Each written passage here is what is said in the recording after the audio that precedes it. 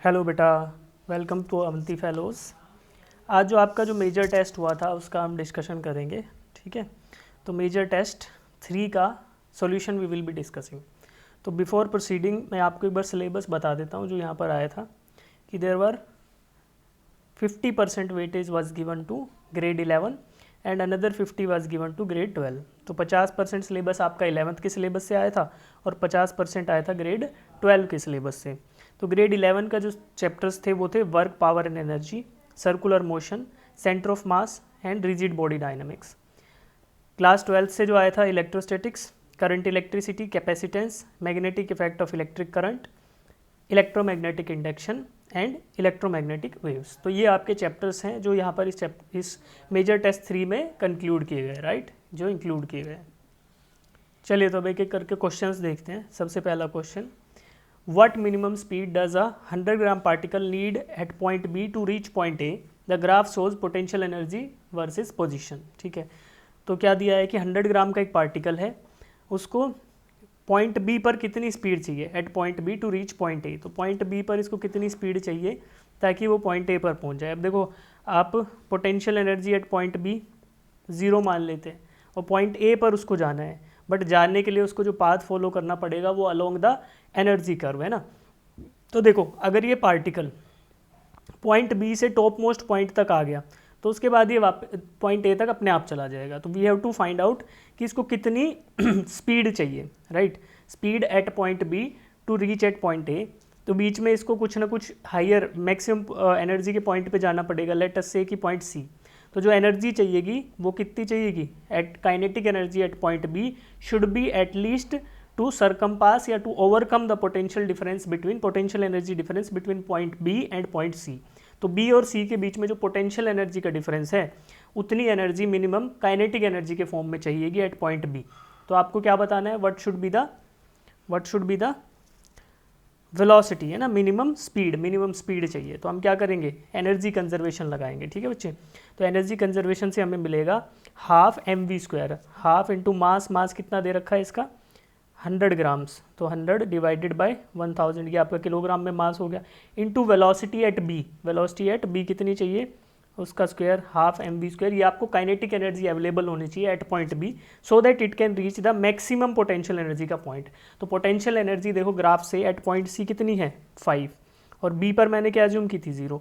तो 5 joule of energy should be there in terms of kinetic energy ताकि ये point B से सी पर जाए और फिर सी से अपने आप ए पर चला जाएगा, राइट।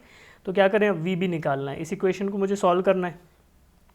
तो v B square will be equals to 5 into 2 into 1000 divided by 100। ठीक है, तो ये क्या आएगा आपका 10 इंटू 10 यानी कि 100 आएगा। तो यहाँ पर इससे मुझे क्या मिलेगा, velocity at point B should be at least 10 metre per second. तो आपका option C is the right answer to question number 1। अब चलिए क्वेश्चन नंबर 2 देखेंगे बच्चे।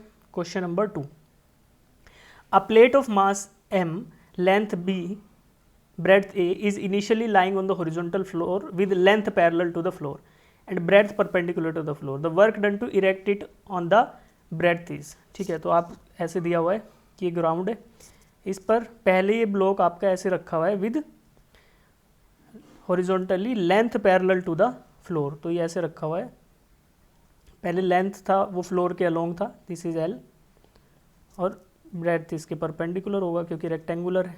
ठीक है, अब क्या करना है, इसको इरेक्ट करना है मतलब इसका सेंटर ऑफ मास शिफ्ट हो जाएगा थोड़ा सा ऊपर, यानी कि अब लेंथ हो जाएगी परपेंडिकुलर टू द फ्लोर और ब्रेड्थ हो जाएगी along the floor.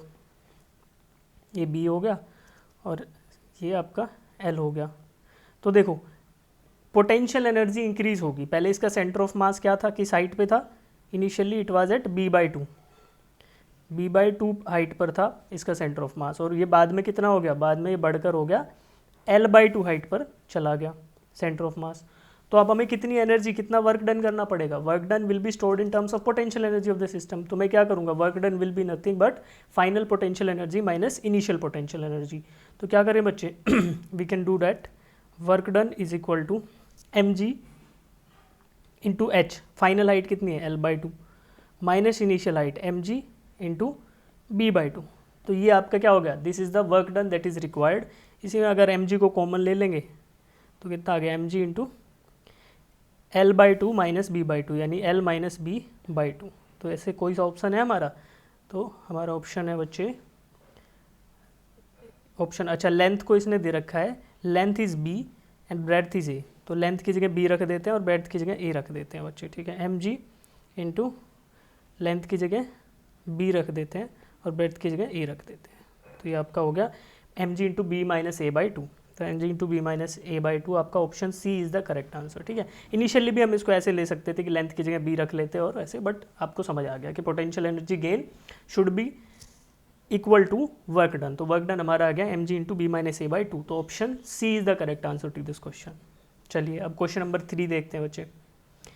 Total 2 masses small m and capital M are joined by a light string passing over smooth light pulley. The center of mass of the system moves with an acceleration, ठीक है। तो आपको system centre of mass of the system का acceleration find out करना है। String है, उसका कोई मास नहीं है, लाइट स्ट्रिंग दे रखा है। पुली का भी कोई मास नहीं है, तो moment of inertia of pulley is also zero और उससे कोई इसकी डायनेमिक्स में चेंज नहीं आएगा।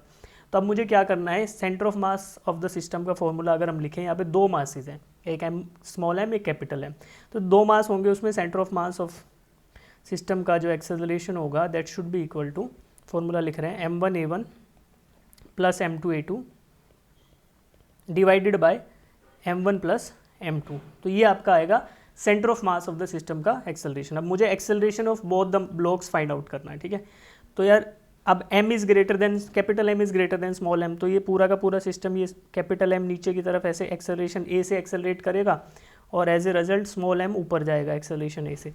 अब मुझे पहले एक्सेलरेशन A निकालना है, तो मैं क्या करता हूँ, मैं दोनों सिस्टम्स की इक्वेशन लिख देता हूँ ना, फोर्स बैलेंस की इक्वेशन। तो देखो पहले स्मॉल m के लिए लिखें तो कुछ इस पे टेंशन लगेगा अपवर्ड डायरेक्शन में T, और इसका मास नीचे लगेगा स्मॉल mg।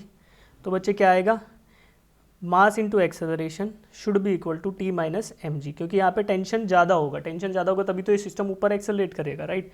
इसको मैं बोल देता हूँ इक्वेशन नंबर 1। सिमिलरली इक्वेशन 2 लिखता हूँ कैपिटल ब्लॉक कैपिटल मास m के लिए। तो यहाँ पर जो m capital M into A जो फोर्स लगेगा इस पर वो कितना रहेगा, mg माइनस टी। यहाँ पर t छोटा होगा mg से, क्यों, तभी तो नीचे मूव करेगा, है ना। तो इस पर डाउनवर्ड फोर्स जो लग रहा है वो कैपिटल mg लग रहा है और टेंशन अपवर्ड डायरेक्शन में लग रहा है t के बराबर, ठीक है। तो दोनों ही केसेस में t सेम रहने वाला है because it is the tension in the same string, है ना। तो इक्वेशन 1 एंड इक्वेशन 2 मुझे मिल गए। अब मैं क्या कर सकता हूँ, I can add these equations to find out the acceleration, ठीक है। एक्सेलरेशन A की वैल्यू मैं फाइंड आउट कर सकता हूँ by adding the equation number 1 and equation number 2।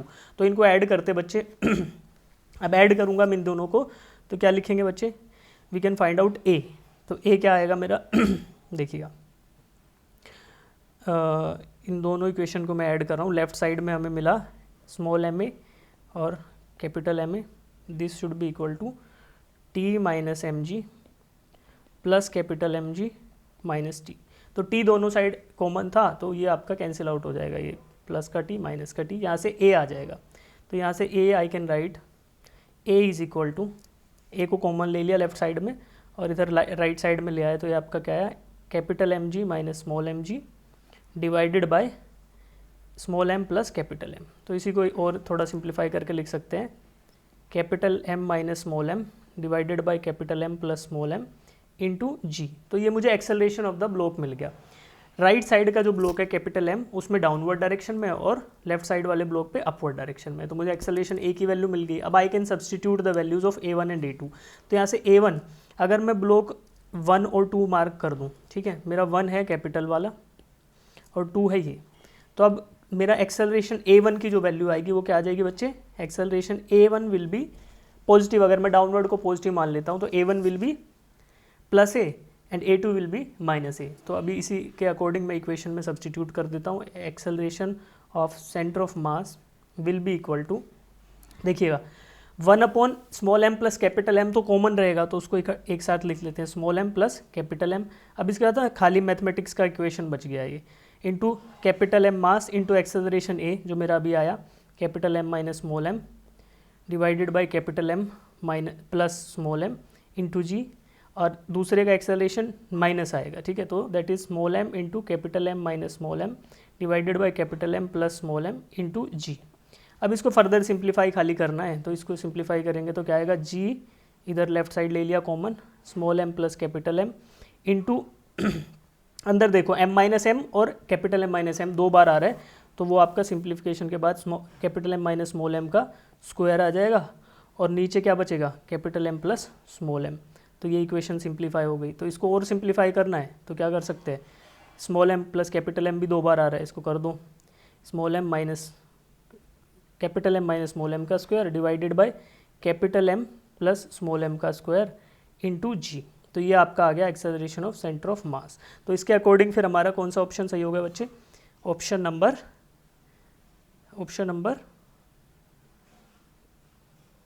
Number हमारा कौन सा सही होगा, सी या बी, बी ऑप्शन सही हो गया ना, जी इंटू, तो ये ठीक है। तो option B is the right answer to this question. चलिए अब क्वेश्चन नंबर 4 देखते हैं। In the figure shown the wedge of mass capital M has a semi circular groove, a particle of mass small m is equal to 4 times of the mass of the groove is released from A, find the maximum speed of wedge during the motion, all the surfaces are smooth। तो यहाँ पर देखो सारे के सारे surfaces कौन कौन सा, एक तो ये wedge और ग्राउंड के बीच में, और बाकी इस पार्टिकल का और wedge का, ये दोनों ही surfaces यहाँ पे क्या दे दिए मुझे, स्मूथ दे दिए। अब क्योंकि ये स्मूथ सरफेसेस हैं तो यहाँ पर आपका क्या, external force on the system will be zero, है ना। एक्सटर्नल फोर्स किस चीज़ के रूप में प्रेजेंट हो सकता था, फ्रिक्शन के रूप में, राइट।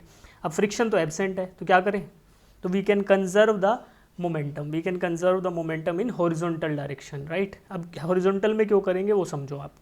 देखो पार्टिकल जो था इनिशियली पॉइंट ए पर लोकेटेड था बेटा, और पार्टिकल पॉइंट ए पर लोकेटेड था, तो अब क्या करेगा, स्लाइड डाउन करेगा। स्लाइड डाउन करते टाइम इसकी मैक्सिमम हॉरिजॉन्टल वेलोसिटी जो रहेगी वो लोअर मोस्ट पॉइंट पे रहेगी, इस साइड राइट साइड में पॉइंटिंग, ठीक है।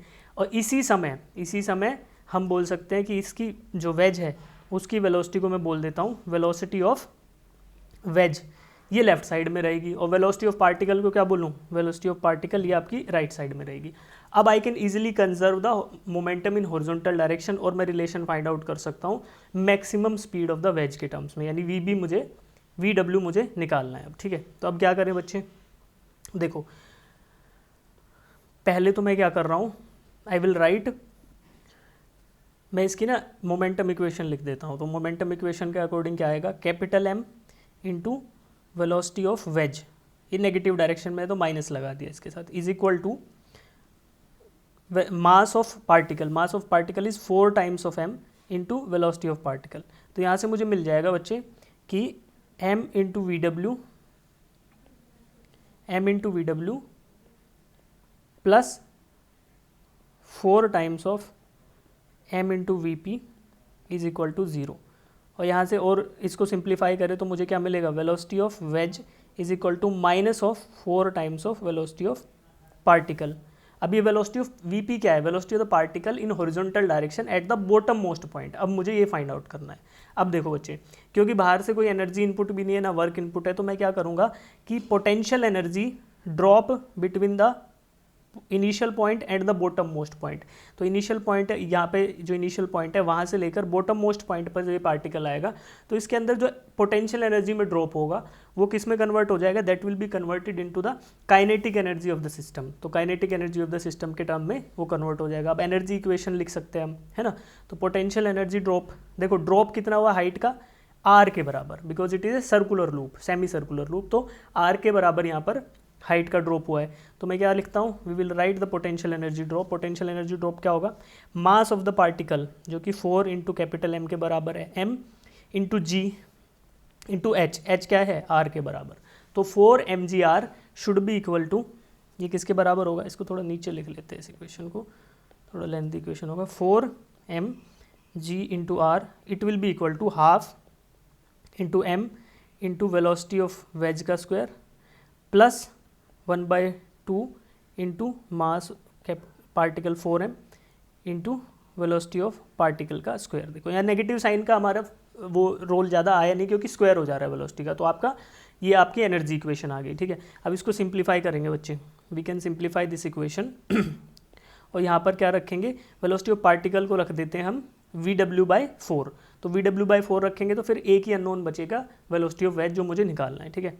तो M इंटू VW का square plus 1/2 into 4m into V क्या रखें, V P is equal to VW/4 या -VW/4 भी रखोगे तो स्क्वायर होकर वो पॉजिटिव हो जाएगा, ठीक है। अब इसको रखेंगे, इसको फर्दर सिंप्लीफाई करते हैं बच्चे, तो क्या आएगा 4 इंटू जी इंटू आर, दोनों साइड कैपिटल M था तो काट लेंगे इसको, ये यहाँ से कट जाएगा, ये यहाँ से कट जाएगा, ये यहाँ से कट जाएगा, ठीक है। और इसको फिर आगे सिंप्लीफाई करके लिखेंगे 4 into G into R, VW common ले लिया, ठीक है, VW का स्क्वायर मैंने कॉमन ले लिया। अब क्या बचेगा, पहले टर्म में बचेगा 1/2 और दूसरे टर्म में क्या बचेगा अपना प्लस 1/2 इंटू 1/2 इंटू 4 इंटू 1/16, ठीक है।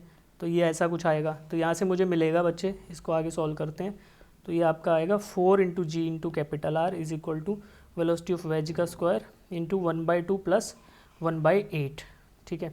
अब यहाँ से VW we can find out, VW जो है वो क्या आएगा, VW का स्क्वायर क्या आ जाएगा, इधर से LCM लोगे उधर मल्टीप्लाई करोगे तो VW square will be 32G into R divided by 8 LCM ले आ, 8 4 जा 32 और इधर क्या बच जाएगा, इधर बचेगा 4 + 1 तो ये 5, 32GR/5। तो यहाँ से मैं फर्दर सिंप्लीफाई करता हूँ तो velocity of wedge that is maximum velocity of wedge is equal to √of 32G capital R/5। तो ये आपका आंसर आया 32G capital R/5, this is the velocity of, तो ऑप्शन ए हमारा सही हो गया। तो किया कैसे हमने, पहले मोमेंटम कंजर्वेशन किया और रिलेशन बिटवीन द वेलोसिटीज निकाल लिया, फिर एनर्जी कंजर्वेशन किया, एनर्जी कंजर्वेशन से जो ड्रॉप इन पोटेंशियल एनर्जी आया that should be equal to gain in the kinetic energy of the system, और उससे मुझे VW मिल गया, ठीक है। तो इस तरीके से हमारा क्वेश्चन नंबर 4 का option A is the right answer. चलिए अब क्वेश्चन नंबर 5 सोल्व करते हैं। ए particle is moving under the influence of force F if the particle is moving in a circular path with its speed continuously increasing, ठीक है। एक particle है under the influence of force F move कर रहा है इन a circular path, तो circular path है, इसके अंदर कोई पार्टिकल मूव कर रहा है, एक सर्कुलर पाथ ड्रॉ करते हैं, ठीक है। इस पर कोई पार्टिकल मूव कर रहा है और इसकी वेलोसिटी कंटिन्यूसली इंक्रीज करती जा रही है, राइट। क्यों, क्योंकि आप फोर्स लगाते जा रहे हो, फोर्स लगाओगे तो force will be exhibited in terms of increase in the rotational velocity, rotational speed. तो रोटेशनल स्पीड इसकी इंक्रीज करती जा रही है, तो अब क्या बोलें कि वेलोसिटी आपकी जो है नॉन ज़ीरो है इसकी, ठीक है। तो अब क्या लिख सकते हैं भाई, हम लिख सकते हैं वर्क डन होगा, क्यों, क्योंकि फोर्स लगा रहे हो, ठीक है। अब इसी को टाइम के साथ डिफरेंशिएट कर दिया जाए तो पावर जो है, पावर के बारे में हम क्या लिखेंगे, power is equal to force into dx/dt क्या होता है, वेलोसिटी। तो अब देखो क्योंकि आप कंटिन्यूसली क्या कर रहे हो, इस पर कंटिन्यूसली इंक्रीज करते जा रहे हो, moving in circular path, speed इसकी कंटिन्यूसली इंक्रीज करते जा रहे हो, तो वेलोसिटी नॉन जीरो है और फोर्स भी नॉन जीरो है। तो आप क्या कर रहे हो, पावर इनपुट दे रहे हो, इस सिस्टम को पावर इनपुट दे रहे हो, मतलब कि F.V जो है वो आपका ग्रेटर देन आएगा 0, that will be greater than 0। Equal to 0 वाला कंडीशन ये गलत है, ये गलत है, क्यों, क्योंकि 0 के कंडीशन में फोर्स लगाते जा रहे तो वेलोसिटी इंक्रीज होगी, तो ये लिमिटिंग कंडीशन ये सही नहीं आएगा। तो the only option that is correct is option B, ठीक है। बाकी यहाँ पर फोर्स नॉन जीरो है, वेलोसिटी नॉन जीरो, तो ये नहीं हो सकता। Force is greater than 0, velocity भी ग्रेटर देन 0 ही होगी, तो ये भी नहीं हो सकता, ठीक है। तो the only option which is correct is option number B, ठीक है। 5th का option B is the right answer. Question number 6 देखते हैं बच्चे, चलिए क्वेश्चन नंबर 6 देखते हैं। A circular plate of uniform thickness as a diameter of 56 centimetre, a circular portion of diameter 42 centimetre is removed from one edge of the plate as shown in the figure, find the position of the centre of mass of the remaining portion from the centre of the original plate, ठीक है। अब ये question है बच्चे, इसमें एक था solid disc आपको दे रखी थी, उसमें से एक प्लेट को रिमूव कर दिया गया। अब देखो अगर मैं इसको बोलूं कि यहाँ पर due to the symmetry of the figure है ना, ऐसा देखा जाए तो वाई सेंटर ऑफ मास जो है ना, Y centre of mass of the system वो 0 रहने वाला है, Y of the centre of mass system 0 रहेगा इवन आफ्टर रिमूविंग। क्यों, क्योंकि दोनों का जो है रिमूव्ड पार्ट का भी सेंटर ऑफ मास उसी पॉइंट पे लाई कर रहा है वाई में, वाई इज इक्वल टू 0, और जो पहले वाला था सॉलिड पार्ट उसका भी 0 पे था। तो वाई सेंटर ऑफ मास का इक्वेशन तो हमें सॉल्व करने की जरूरत है ही नहीं, ठीक है। The only displacement of the centre of mass will be in terms of x axis में रहेगा, ठीक है। अब इसको सॉल्व करने के लिए मैं क्या करता हूँ बच्चे, let us assume the axis and the origin like this. तो ओरिजिन मेरा कहाँ पर है, origin is at one of the edge of the solid disc, ठीक है। 56 सेंटीमीटर डायमीटर दे रखा है तो रेडियस हो गया 28 सेंटीमीटर, ठीक है। तो अगर मैं बोलूँ कि X of the centre of mass of initial disc क्या आएगा वो -28, इधर आप नेगेटिव डायरेक्शन में -28 पर आपका इनिशियली लोकेटेड था सेंटर ऑफ मास। फिर उसमें से क्या किया गया, एक एरिया रिमूव किया गया जिसका सेंटर ऑफ मास आपका -21 पर है, ठीक है। अब क्या करते हैं हम, सेंटर ऑफ मास का पहले आपको ऊपर फॉर्मूला लिखता हूँ इन टर्म्स ऑफ एरिया, है ना। एरिया के टर्म्स में आपने देखा है अगर ये यूनिफॉर्म है, थिकनेस इज यूनिफॉर्म, अगर थिकनेस यूनिफॉर्म है डिस्क का तो मास को एरिया से रिप्लेस कर सकते हो इक्वेशन में आप, और सेंटर ऑफ मास का इक्वेशन ऐसे लिख सकते हो, ऐसे एक्स सेंटर ऑफ मास जो होता है वो क्या होता था m1 x1 plus m2 x2 upon m1 plus m2। तो इसको एरिया के टर्म्स में भी लिख सकते हो if the thickness is uniform, ठीक है। और यहाँ पे दिया भी हुआ है कि यूनिफॉर्म थिकनेस है, और तो क्यों, क्योंकि होमोजीनियस डिस्ट्रीब्यूशन ऑफ मास है, तो हम इस तरीके का इक्वेशन लिख सकते हैं, ठीक है। तो लिखेंगे बच्चे a1 x1 plus a2 x2 divided by a1 plus a2। अब a1 a2 क्या है, a1 is the area of solid disc, है ना, जो सर्कुलर प्लेट था इनिशियली उसका एरिया a1 है ये रहा, और दूसरा डिस्क है जो रिमूव किया गया उसका एरिया हम क्या लेंगे बच्चे -a2 ले लेंगे, because it is subtracted from the initial disc. तो अब इसको मैं ऊपर वाले फॉर्मूला में अगर सब्सटीट्यूट करूं तो यहाँ पर कुछ चेंजेस आ जाएंगे, a2 को नेगेटिव रख देंगे हम। तो a2 को नेगेटिव रखेंगे तो क्या करें, यहाँ पर ऊपर क्योंकि a2 नेगेटिव था और नीचे भी a2 नेगेटिव था तो ये माइनस साइन आ जाएगा, इधर भी माइनस साइन आ जाएगा। अब मुझे क्या करना है, I have to find out the area a1 and a2 and I have to find out the coordinates of centre of mass of them. तो कोऑर्डिनेट्स तो मुझे ऑलरेडी पता है कि सॉलिड वाले का a1 वाले का जो x1 है वो -28 है और x2 है वो -21 है। तो एरिया फाइंड आउट करेंगे, सर्कुलर डिस्क है तो वैल्यूज़ रखेंगे बच्चे इक्वेशन में वैल्यूज़ रखते टाइम। अब देखिए सोल्व करते हैं इसको, चलिए तो अब इसमें वैल्यूज सब्सटीट्यूट करते हैं। a1 हमारा होगा बेटा पाई इंटू r1², ठीक है। तो अब मैं वैल्यू सब्सटीट्यूट कर रहा हूँ, फिर आप इसको देखना, ठीक है। तो a1 will be pi into r1², r1 कितना है मेरा 28², ठीक है, इंटू x1 क्या है -28, coordinate of centre of mass of the solid disc is -28, minus of area negative है क्योंकि, तो पाई इंटू 21² इंटू माइनस ऑफ 21, इसका कोऑर्डिनेट माइनस है, divided by a1 minus a2 यानी pi into 28² minus pi into 21 का स्क्वायर, ठीक है। यहाँ से आपको x सेंटर ऑफ मास मिलने वाला है, तो इसको सॉल्व करने पर जो मिलेगा वो x सेंटर ऑफ मास की जो वैल्यू मिलेगी बच्चे वो मिलने वाली है -37 सेंटीमीटर्स। अब -37 सेंटीमीटर का मतलब है देखिए कि आपका जो वैल्यू है वो ओरिजिन से 37 centimetre on the negative side of x आ गया। तो this is the new centre of mass of the combined system, ठीक है। तो ओरिजिनल से कितना दूर है, पहले ओरिजिनल था -28 पे, नया आ गया -37, तो माइनस इसका जो डिफरेंस आएगा दैट इज 9 सेंटीमीटर। तो centre of mass is displaced by a value of 9 centimetre. तो हमारा option C is the right answer for this question. चलिए क्वेश्चन नंबर 7 देखते हैं। A particle of mass m moving in the x direction with energy 2v। Question number 7 देखते हैं। A particle of mass m moving in the x direction with speed 2v is hit by another particle of mass 2m moving in the y direction with speed v. If the collision is perfectly inelastic, the percentage loss in the energy during the collision is close to, ठीक है। तो बच्चे इसको solve करने का ना एक तरीका है, देखो पहले एक पार्टिकल था x डायरेक्शन में मूव कर रहा था, दूसरा y में मूव कर रहा था, दोनों के पास कुछ उनका एनर्जी था। फिर क्या हुआ, कोलिजन हुआ, इकट्ठा हो गए दोनों particle, because perfectly inelastic collision है तो they will move as a single particle after collision. तो बाद में कुछ काइनेटिक एनर्जी होगा, तो energy is available in terms of kinetic energy. अब आपको ये फाइंड आउट करना है कि initial kinetic energy and final kinetic energy में कितना डिफरेंस आया या कितना ड्रॉप आया, ठीक है।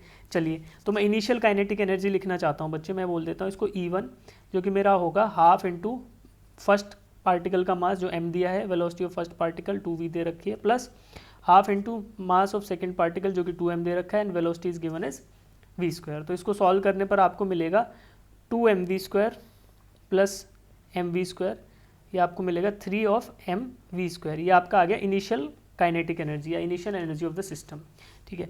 अब मुझे after collision velocity of the single particle निकालना है, that we can find out using momentum conservation. तो मैं इधर राइट साइड में मोमेंटम कंजर्वेशन इक्वेशन लिख रहा हूँ बच्चे, देखो 3m इंटू v ये वेलोसिटी, ये आफ्टर कोलिजन जो सिंगल पार्टिकल बन गया उसका mv momentum, that should be equal to momentum initial momentum. ठीक है, इनिशियल मोमेंटम क्या रहेगा बच्चों, देखो इनिशियल मोमेंटम निकालने के लिए मैं ड्रॉ करता हूँ। ये फर्स्ट पार्टिकल जो आपका वाई डायरेक्शन में मूव कर रहा है और एक पार्टिकल एक्स में मूव कर रहा है, तो एक्स में मूव करने वाले का मास m है और वेलोसिटी 2v है, तो ये 2mv इधर मोमेंटम हो गया। सिमिलरली वाई डायरेक्शन में भी 2mv मोमेंटम हो गया। इनको आप रिजल्टेंट निकालोगे तो रिजल्टेंट क्या आएगा इसका रिजल्टेंट ये इधर आएगा और इसकी वैल्यू क्या आने वाली है बच्चे, दैट विल बी 2√2mv। ठीक है, 2√2mv। तो इनिशियल मोमेंटम जो था वो 2√2mv था, यही फाइनल मोमेंटम के बराबर रहेगा 2√2m इंटू वी। तो 3mv is equal to 2√2mv। यहाँ से मैं वेलोसिटी निकाल सकता हूँ, velocity after collision v is equal to 2√2/3 into initial velocity v। ठीक है जी, अब यहाँ से फाइनल काइनेटिक एनर्जी निकाल सकते हैं, ई फाइनल या फिर E2। ठीक है, इसको E2 रखते हैं, तो E2 will be half into मास आपका 3m है इंटू v स्क्वायर। तो इसमें v की वैल्यू रखेंगे तो half into 3m into v जो है कि 2√2 डिवाइडेड बाई 3 स्मॉल v का स्क्वायर। तो इसको सॉल्व करने पर आपको जो मिल रहा है वो मिल रहा है 3/2 इंटू 2√2 का स्क्वायर 8/3 का स्क्वायर 9 इंटू mv स्क्वायर। ठीक है बच्चे, तो सोल्व करने पर मिलेगा 4/3 mv स्क्वायर। तो पहले इनिशियल काइनेटिक एनर्जी थी आपकी 3mv स्क्वायर, बाद में घटकर हो गई 4/3 mv स्क्वायर। तो आपका एनर्जी लॉस कितना आएगा, इक्वेशन लिखते हैं, energy loss will be initial minus final energy divided by initial energy into 100। तो सारी की सारी वैल्यू पता है, E1 E2 पता है, तो अब मैं वैल्यूज़ रखता हूँ। तो क्या करेंगे, 3mv स्क्वायर था पहला minus 4/3 mv square divided by 3mv square. ठीक है जी, इंटू 100 कर दो, तो यहाँ से आपको जो वैल्यू मिलने वाली है दैट इज़ 56। ठीक है, तो 56% is the loss in the energy. तो due to collision energy drop will be 56%। चलिए अब क्वेश्चन नंबर 8 देखते हैं। Find the torque about point O and A when force is F is given as, force दे दिया आपको, torque about point O and point A आपको निकालना है। तो टॉर्क का फॉर्मूला हमें पता है, टॉर्क क्या होता है बच्चा, torque is equal to R cross F। ठीक है, F वेक्टर आपको दे रखा है, R वेक्टर आपको फाइंड आउट करना है। तो 4 पॉइंट O R वेक्टर क्या होगा, 4 पॉइंट O पॉइंट के लिए जो R वेक्टर है RO लिख देते हैं इसको, that is I cap plus J cap. क्यों, क्योंकि आपका देखो जहाँ पर एप्लीकेशन ऑफ फोर्स है वो ये पॉइंट है, इससे पॉइंट O कितना दूर है 1,1, तो इसको I cap plus J cap लिख देंगे, this is RO। Similarly we can find out जो दूसरा जो आपका है कौन सा, पॉइंट A RA कितना है, पॉइंट A से कितनी दूरी पे है, पॉइंट A से आपका ये है सिर्फ J कैप पर, है ना, 0 I cap plus J cap. तो पॉइंट RA जो है वेक्टर वो J कैप है खाली। अब आपको टॉर्क अबाउट O निकालना है, टॉर्क अबाउट O वो कितना आएगा, RO क्रॉस F, तो यानी I cap plus J cap, cross product this vector with force vector जो आपको 5√3 I कैप दे रखा है प्लस 5 J कैप दे रखा है, एक तो ये है। और टॉर्क अबाउट पॉइंट A वो आएगा J cap cross product with 5√3 I cap plus 5 J cap. इनकी वैल्यूज़ जो है वो मैं फाइनली लिख देता हूँ, जो वैल्यूज़ आएंगी आपके पास वो आएगी, फर्स्ट जो है टाउ अबाउट O जो आएगा वो आएगा 5 into 1 minus √3 into K cap direction. ठीक है बच्चे, और पता भी है ना torque will be perpendicular to the plane of force and R। तो I कैप J कैप में थे, फोर्स भी I के इस प्लेन में था, तो टॉर्क हमेशा परपेंडिकुलर रहेगा, तो सही आंसर आएगा K कैप। ठीक है, सिमिलरली ये भी K कैप में आएगा, that is 5 into minus of √3 K cap. ठीक है, तो आपका जो है दोनों के दोनों वैल्यूज़ जो आ गई, तो इससे आपको कौन से ऑप्शन से मैच कर रहे हैं, option A is the right answer to this question. अब क्वेश्चन नंबर 8 देखते हैं, क्वेश्चन नंबर 8 हो गया, क्वेश्चन नंबर 9 देखते हैं। Figure shows a lamella in XY plane. Two axes Z and Z dash are passing perpendicular to its plane. A force F acts in the plane of lamella at point P as shown. Which of the following statement is incorrect? The point P is closer to Z dash axis than the Z axis. ठीक है जी, point P जो है Z dash से नज़दीक है और Z से दूर है, तो कौन सी स्टेटमेंट इनमें से इनकरेक्ट है। The torque tau caused by F about Z axis is along K cap. तो टाउ जो टॉर्क है फोर्स की वजह से along Z axis is along के कैप की तरफ है, राइट। तो हमें राइट हैंड स्क्रू रूल से हमें पता है कि हाँ यार टॉर्क जो है वो इससे ऐसे ही रहेगा, के कैप डायरेक्शन में रहेगा, तो ऑप्शन ए सही है।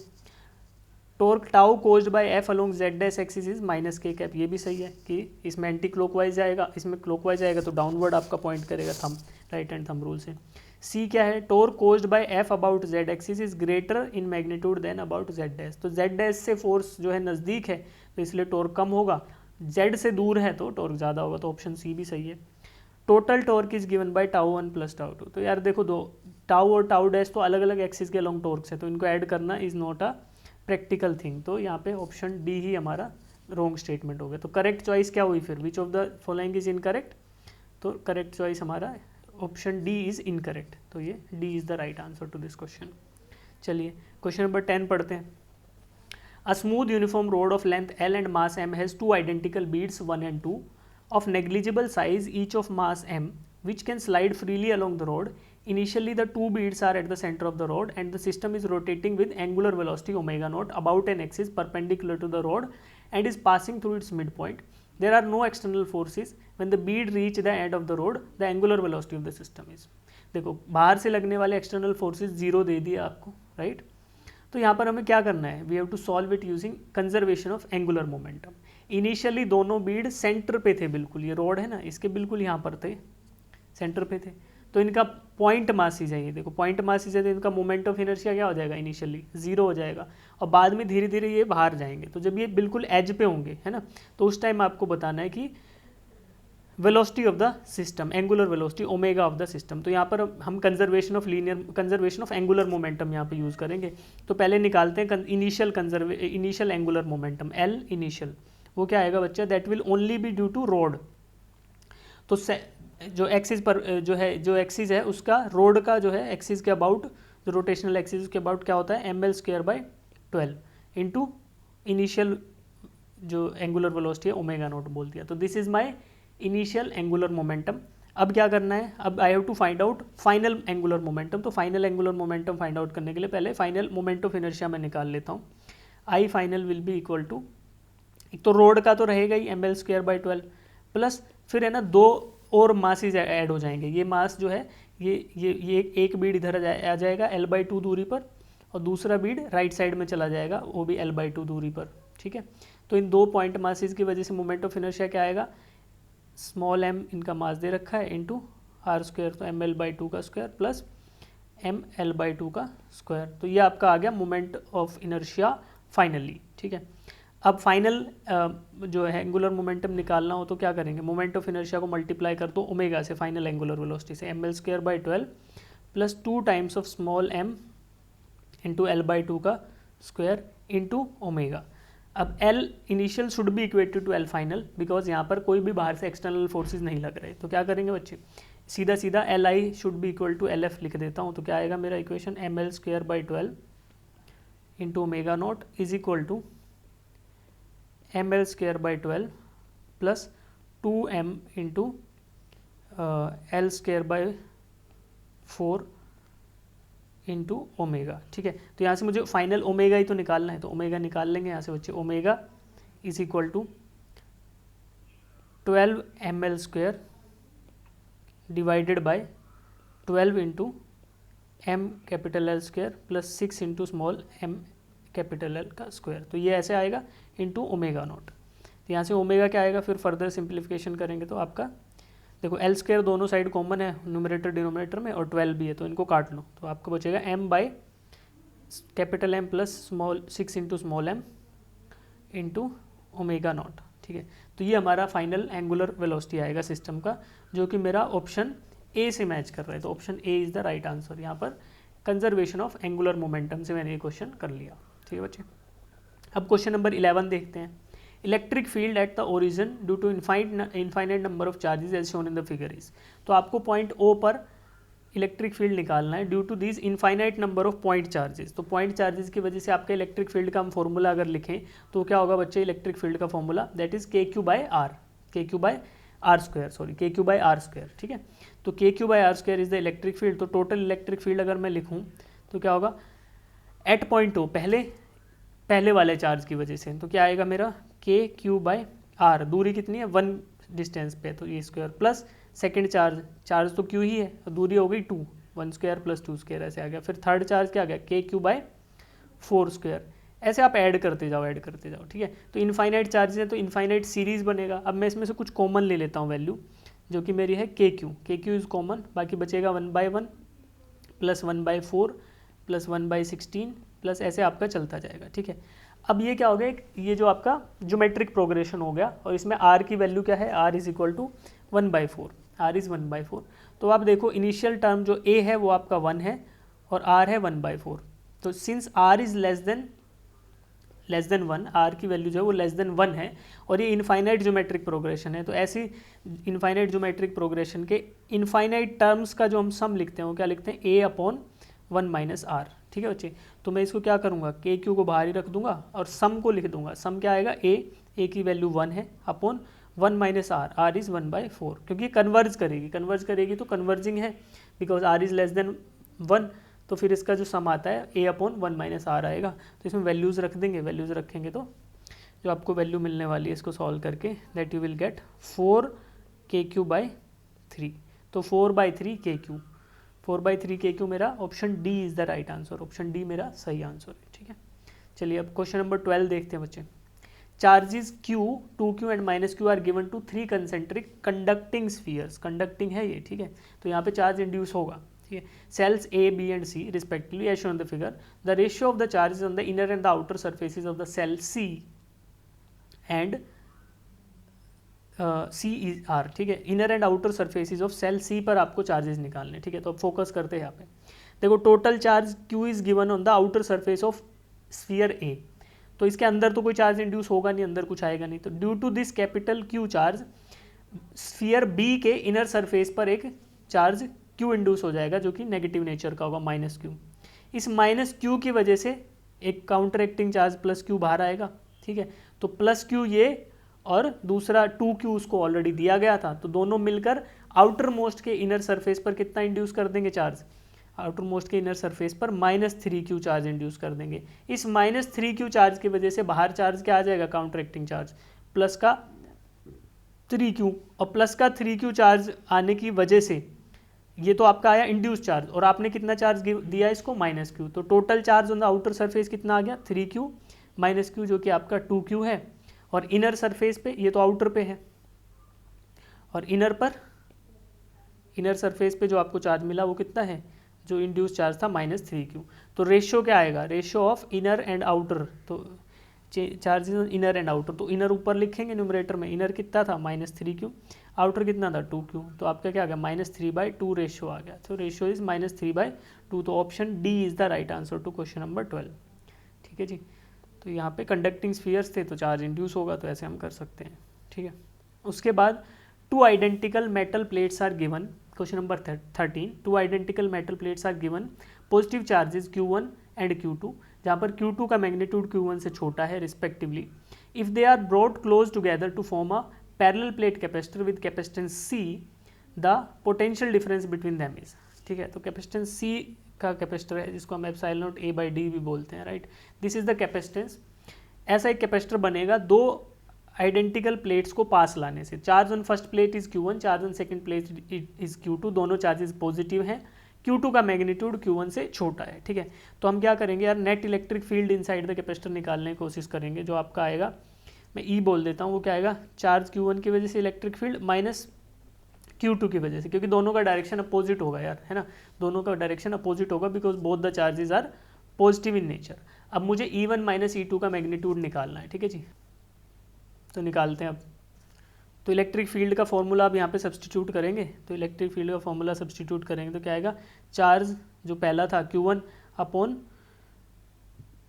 2A इंटू एप्सिलॉन नॉट, ठीक है। फिर दूसरा चार्ज क्या था, Q2 divided by 2A into epsilon not, ठीक है। एरिया ऑफ द प्लेट्स है, ये सब जो चीज़ें, आपको इलेक्ट्रिक फील्ड मिल गया यहाँ से नेगेटिव, जो मैग्नीट्यूड ऑफ इलेक्ट्रिक फील्ड मिल गया। अब क्या करेंगे, हमें पता है कि यार पोटेंशियल डिफरेंस मिल जाए तो हम लिख सकते हैं इसको किसके टर्म्स में, हमें पोटेंशियल डिफरेंस ही फाइंड आउट करना है। तो पोटेंशियल डिफरेंस को इलेक्ट्रिक फील्ड के टर्म्स में लिखना हो तो क्या लिख सकते हैं, delta V is equal to E into distance between the plates, E into D, ठीक है। तो आपको potential difference between the plates मिल जाएगा। अब मैं क्या करूँगा, this potential difference will be is equal to E into D, जो कि आपका डेल्टा ई जो अभी आया इलेक्ट्रिक फील्ड जो डिफरेंस आया वो क्या आया बच्चे, Q1 minus Q2 upon 2A epsilon note, ये तो आपका इलेक्ट्रिक फील्ड आ गया डिफरेंस, और इंटू डी जो आपका डिस्टेंस बिटवीन द प्लेट्स है। अब इसको फर्दर सिंप्लीफाई करोगे तो आप क्या लिख सकते हो, Q1 minus Q2 divided by 2 into D को नीचे ले जा रहा हूँ, ठीक है, डी को नीचे ले जाएंगे तो epsilon note A by D, ठीक है, ऐसा हो गया। तो इसको लिख सकते हैं Q1 minus Q2 upon 2 into सी क्या होता है, epsilon not a by D को हम कैपेसिटेंस ऑफ द कैपेसिटर बोल सकते हैं, जो आपको सी दे रखा है यहाँ पे। तो इस फॉर्म में अब इसको लेके आए तो हमें क्या मिला, Q1 minus Q2 upon 2C, तो option D is the right answer. फिर क्वेश्चन नंबर 13 का डी आ गया कि आपका जो है पोटेंशियल डिफरेंस जो है between the plates of the capacitor is Q1 minus Q2 by 2C due to the presence of these two charges, ठीक है। अब क्वेश्चन नंबर 14 देखते हैं बेटा। A capacitor is charged by using a battery which is then disconnected. A dielectric slab is then inserted between the plates. ठीक है, तो एक कैपेसिटर था उसको बैटरी से चार्ज कर दिया गया, फिर बाद में चार्ज के बाद चार्ज फिक्स हो गया है ना, charge on the plate is fixed, क्योंकि एक बार चार्ज हो गया उसके बाद चार्ज तो कहीं मूव नहीं कर रहा।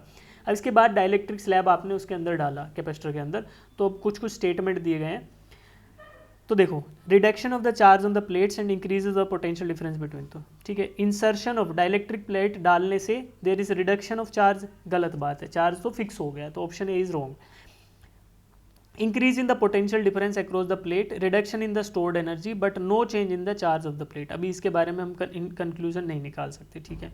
ऑप्शन सी देखते हैं, decrease in the potential difference across the plates, reduction in the stored energy but no change in the charge, तो चार्ज में चेंज नहीं आएगा तो मुझे पता है। अब देखो बी और सी में से डिसाइड करेंगे तो हमें पता है बच्चे, देखो Q is equal to C V होता है फॉर अ कैपेसिटर। अगर वोल्टेज ड्रॉप करेगा चार्ज कांस्टेंट रखते हुए, अगर वोल्टेज ड्रॉप करेगा तो कैपेसिटेंस बढ़ना चाहिए, ठीक है। तो अब देखो क्योंकि डाइलेक्ट्रिक स्लैब आपने डाला है तो कैपेसिटेंस क्या होगा, कैपेसिटेंस विल इंक्रीज, तो as a result potential will decrease, ठीक है जी, पोटेंशियल डिक्रीज करेगा। और potential energy of the capacitor क्या होता है, half into Q square by C, तो यहाँ पर चार्ज कांस्टेंट रखते हुए अगर आप कैपेसिटेंस को बढ़ाते हो तो फिर क्या होगा, पोटेंशियल एनर्जी है कैपेसिटर की वो क्या करेगी, डिक्रीज करेगी। तो इन सभी चीज़ों को लिखकर हम क्या बोल सकते हैं कि it will decrease in the potential difference, क्यों, क्योंकि जैसे ही आपने डाइलेक्ट्रिक डाला तो कैपेसिटेंस बढ़ गया, कैपेसिटेंस बढ़ेगा तो पोटेंशियल डिफरेंस घट जाएगा, ठीक है। Reduction in the stored energy, जैसे कैपेसिटेंस बढ़ेगा तो स्टोर्ड एनर्जी भी घट गई, okay. And there is no change in the charge, charge constant है बिकॉज इनिशियल चार्जिंग का जो चार्ज कहाँ से आया था, बैटरी से, अब बैटरी को आपने डिस्कनेक्ट कर लिया तो charge on the plates of the capacitor is already constant. तो तीनों की तीनों चीज़ें कौन से ऑप्शन में सेटिस्फाई है, option C option is the right answer, ठीक है। चलिए अब क्वेश्चन नंबर 15 देखते हैं। In the circuit shown in the figure E is equal to 12 volts, C1 is equal to 4 microfarad, C2 equals to 2 microfarad, C3 is equal to 6 microfarad, C4 is 3 microfarad. Find the heat produced in the circuit after switch S is shortened. Switch S को जैसे ही close करोगे तो heat produced in the circuit आपको निकालना है बच्चे, ठीक है। तो अभी इनिशियल कंडीशन देखो, जब ये स्विच ऑन है, स्विच ऑफ है, सॉरी स्विच इज ओपन, तो इस केस में दो बैटरीज लगी हैं, एक पोटेंशियल ई दूसरा भी ई, और दोनों एक दूसरे के अगेंस्ट काम कर रही है, तो इस कंडीशन में कोई भी करंट प्रेजेंट नहीं है इस सर्किट में, okay. Once you connect this switch, जैसे इस आप स्विच को कनेक्ट करते हो तो देखो इसका इक्विवेलेंट सर्किट डायग्राम कुछ इस तरीके का आपको बन जाएगा। एक तो ऊपर वाला फर्स्ट टॉप हाफ रहेगा एक सर्किट जिसमें बैटरी लगी है और दो कैपेसिटर्स लगे हुए हैं, इनके बीच में वायर है ऐसे मान लो। दूसरा सर्किट नीचे वाला है जिसमें ये कैपेसिटर लगे हुए हैं नीचे वाले, और एक बैटरी लगी है ऐसे, ठीक है बेटा। अब इनकी मैं वैल्यूज़ लिख लेता हूँ।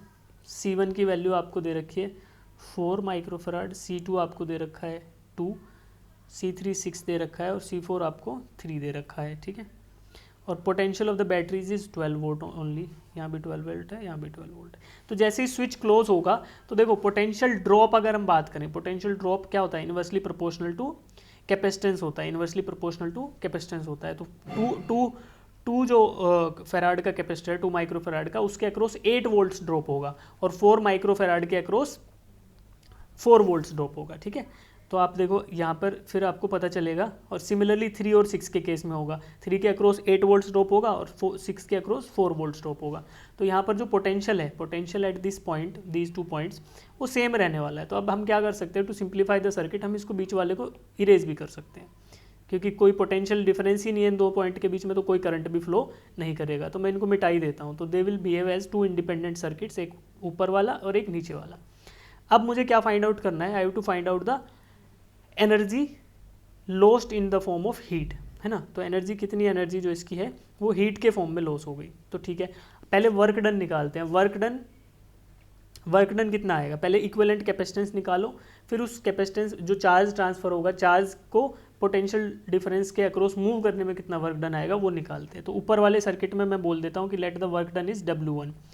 पहले कैपेसिटेंस निकालते हैं ऊपर वाले सर्किट का, वो क्या आएगा, 4 और 2 आपके जब सीरीज में जुड़ेंगे तो 4/3 माइक्रोफेराड आपका कैपेसिटेंस आ जाएगा। ठीक है, चार्ज निकालेंगे Q1, तो चार्ज कितना आएगा, voltage into C, V into C V. ठीक है, 12 इंटू 4/3, तो ये आपका आ गया 16 micro coulomb charge. Total charge flowing through battery in the upper circuit is 16 micro coulomb. Similarly नीचे वाले में C2 कैपेसिटेंस निकालेंगे, तो नीचे वाले का कैपेसिटेंस कितना आएगा बच्चे, 6 and 3 इन सीरीज, तो आपका ये आ जाएगा 2 माइक्रोफेराड आ जाएगा। सॉल्व करेंगे तो आ जाएगा ये 2 माइक्रोफेराड, राइट।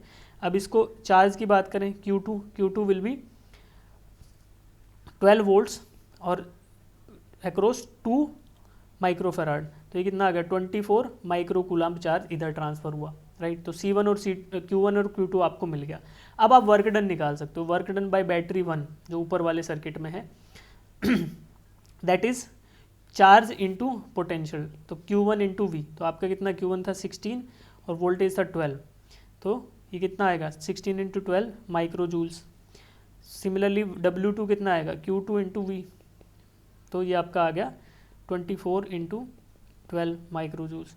तो total work done W total कितना आएगा, 16 + 24 40 इंटू 12, 40 इंटू 12 आपका जो आएगा is equal to 480 micro joules. ठीक है, ये वर्क डन किया बैटरी ने। अब इसका कुछ पार्ट जो है वो स्टोर हो जाएगा in terms of potential energies of the capacitors. तो potential energy of the capacitor क्या होता है, half into CV², half into C into V²। तो देखो पहले इनको कैपेसिटर्स को C1 C2 मार्क कर लेते, ये C1 था, C2 था, C3 था, C4 था। ठीक है, तो एक एक करके कैपेसिटर्स की पोटेंशियल एनर्जी लिखते हैं। 4 जो माइक्रोफेराड का कैपेसिटर था उसके अक्रॉस वोल्टेज ड्रॉप 4 का ही हुआ था, तो हम इसको ऐड करते हैं, half into C into V², फिर C2 के अक्रॉस हाफ इंटू कैपेसिटेंस 2 है, वोल्टेज ड्रॉप 8 हुआ था, फिर थर्ड कैपेसिटर है हाफ इंटू C 6 है और वोल्टेज ड्रॉप 4 का हुआ था, प्लस हाफ इंटू C इतना है 3 इंटू वोल्टेज ड्रॉप आपका 8 का हुआ था। तो इनको आप ऐड करते हो तो आपका आएगा जो answer 240 micro joules. 240 micro joules of energy is stored in terms of potential energy. Total work done 480, energy stored is 240। तो डिफरेंस क्या हुआ, difference will be lost in heat. तो जो हीट होगी वो क्या होगी, heat is equal to 480 minus 240, तो कितना आया, heat will be 240 micro joules, है ना। इसको सॉल्व करेंगे तो 240 micro joules of energy is lost in terms of heat. तो हमारा फिर आंसर क्या है, option A is the right answer to this question. ठीक है, अब क्वेश्चन नंबर 16 देखते हैं बच्चे। If a wire of length L and cross sectional area A, wire is beaten till the length becomes double, its resistivity is rho, the new resistance is. ठीक है, resistance क्या होता है, रो L/A। तो देखो वायर को बीट कर दिया, कैसे किया कि लेंथ जो है, लेंथ बिकम्स डबल, तो L' is equal to 2 times of L। Volume conservation करते हैं, AL is equal to A', L', तो यहाँ से A' क्या आएगा, A' विल बी A/2। ठीक है, तो A/2 आ गया। अब हम यहाँ से R' रेजिस्टेंस, न्यू रेजिस्टेंस निकालते हैं। तो resistivity is a property of the material, constant रहेगा। लेंथ जो है आपका L'/A', तो इसमें वैल्यू रखो, तो रो इंटू L' आपका हो गया 2 टाइम्स ऑफ L और एरिया होगा A/2। ठीक है जी, इनको सॉल्व करेंगे तो आपका आ गया 4 इंटू रो L/A। तो न्यू रेजिस्टेंस जो R' है it is 4 times of initial resistance. तो हमारा क्या बोल रहे हैं इसको, जो आंसर था 4 इंटू रो L/A, तो option A is the right answer to question number 16। चलिए क्वेश्चन नंबर 17 देखते हैं। What is the potential difference between point G and point H. तो पॉइंट जी आपका इधर है, पॉइंट एच आपका इधर है, इनके बीच में पोटेंशियल डिफरेंस आपको निकालना है, यानी we G minus V H की वैल्यू निकालनी है। ठीक है जी, तो हम क्या करेंगे, हम वोल्टेज ड्रॉप निकालते हैं। हम इस पाथ को हाईलाइट कर रहा हूँ मैं, वी जी से जो पाथ आ रहा है इस पाथ को मैं हाईलाइट करता हूँ, और इसमें जो भी कंपोनेंट आएंगे उनके अक्रॉस हम करंट नोटिस करेंगे बच्चे। ठीक है, तो देखो यहाँ पर तो आपको 4 ओम के अक्रॉस 2 एम्पियर का करंट है, तो वोल्टेज ड्रॉप इधर कितना आएगा बच्चे, 4 इंटू 2 8 वोल्ट्स, राइट। फिर बैटरी है, बैटरी के अंदर आप नेगेटिव से पॉजिटिव टर्मिनल जा रहे हो तो -3 वोल्ट्स। ठीक है, फिर 2 ओम्स का जो रेजिस्टेंस है ये भी इसी सर्किट में है, तो इसके अक्रॉस वोल्टेज ड्रॉप कितना, 4 वोल्ट्स। फिर आप नीचे जा रहे हो, नीचे अब 1 ओम के अक्रॉस आपको करंट नहीं पता, तो करंट निकालने के लिए क्या करें, आप क्या करो, आप करंट्स देखो, ये 1 एम्पियर आउट हो गया, 3 एम्पियर आउट हो गया, 2 एम्पियर इधर से आया, तो नीचे से करंट इसमें ऊपर फ्लो करेगा, दैट विल बी 2 एम्पियर्स। यहाँ पे करंट आपका 2 एम्पियर रहने वाला है, तो वोल्टेज ड्रॉप क्या होगा, 2 एम्पियर इंटू 1, यानी 2 वोल्ट्स का ड्रॉप आपका इधर हो गया। तो अब इसको कैलकुलेट करते हैं बच्चे, मैं लिख रहा हूँ V across V G minus V H क्या आएगा, इसकी वैल्यू आएगी 8, तो 4 ओम के अक्रॉस -3 वोल्ट बैटरी का, प्लस 4 वोल्ट्स जो 2 ओम के अक्रॉस ड्रॉप हुआ, और फिर आपका -2, क्योंकि करंट का डायरेक्शन अब अपोजिट हो गया है, जो 1 ओम का रजिस्टर था इसमें करंट का डायरेक्शन ऊपर की साइड है, ऐसे है, तो इसको माइनस लेंगे because we are moving against the current. ठीक है, तो -2, तो इसको करने पर क्या आया, 8 - 3 + 4 12 - 5, तो आपका आ गया 7 वोल्ट। तो voltage between potential difference between point G and point H is 7 volts. तो 7 volt is the right answer to question number 17। Question number 18 देखेंगे, the circular coil A and B are facing each other as shown in the figure, the current I through A can be altered, current I जो है उसको alter किया जा सकता है, तो क्या होगा, there will be repulsion between A and B if I is increase. जैसे ही आई इंक्रीज करोगे तो there will be a repulsion between A and B, option A देख लिया। चलो, there will be attraction between A and B, okay, there will be neither attraction nor repulsion, attraction and repulsion between A and B depends on the direction of current। चलो, हमें पता है बच्चे Lenz law क्या बोलता है कि जो EMF प्रोड्यूस होगा, देखो ये प्राइमरी कॉइल बोल दिया A को, B को सेकेंडरी कॉइल बोल दिया, तो due to changing current in the primary coil there will be some magnetic flux, तो उसकी वजह से there will be some induced EMF in B, और जो इंड्यूस्ड EMF इन B होगा वो क्या होगा, वो अपोजिंग नेचर का होगा, opposing nature according to Lenz law. तो अपोजिंग नेचर मतलब क्या, there will be some repulsion between coil A and B. तो करंट चेंज जैसे भी होगा, current changing current in coil A, उसका डायरेक्शन कोई भी हो, there will always be a repulsion between A and B. तो लेंज लॉ हमें बोलता है कि हमेशा रिपल्शन ही होगा। तो क्वेश्चन नंबर 18 का answer A is the right answer.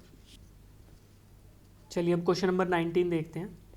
There are 2 statements given. पहला स्टेटमेंट है diamagnetic property depends upon temperature, तो स्टेटमेंट 1 ही गलत हो गया। देखो, डायमैग्नेटिक जो मटेरियल होते हैं उनकी प्रॉपर्टी जो है वो टेम्परेचर पर डिपेंड नहीं करती है, तो statement 1 is wrong.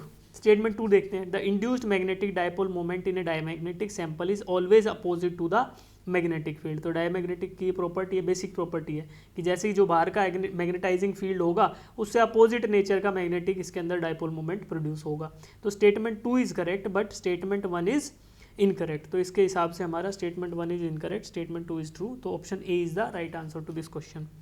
Question number 20 देखते बच्चे। Displacement current goes through the gap between the plates of capacitor when the charge of the capacitor does not change. ठीक है जी, डिस्प्लेसमेंट करंट जो है वो क्या होगा, goes through the gap between the plates. तो अच्छा, जब charge of the capacitor change नहीं होगा तब डिस्प्लेसमेंट करंट एग्जिस्ट करेगा, ये बोल रहे हैं। चलो, the displacement current arises in the region in which the electric field and hence the electric flux does not change with the time. तो इलेक्ट्रिक फ्लक्स और ये चेंज ना हो, ठीक है। तो पहले डिस्प्लेसमेंट करंट का आपको इक्वेशन लिख के दे देता हूँ मैं, I D is equal to epsilon naught D phi by D T, ठीक है। तो डिस्प्लेसमेंट करंट तभी एग्जिस्ट करेगा जब फ्लक्स एग्जिस्ट कर रहा हो, तो ऑप्शन स्टेटमेंट 2 गलत।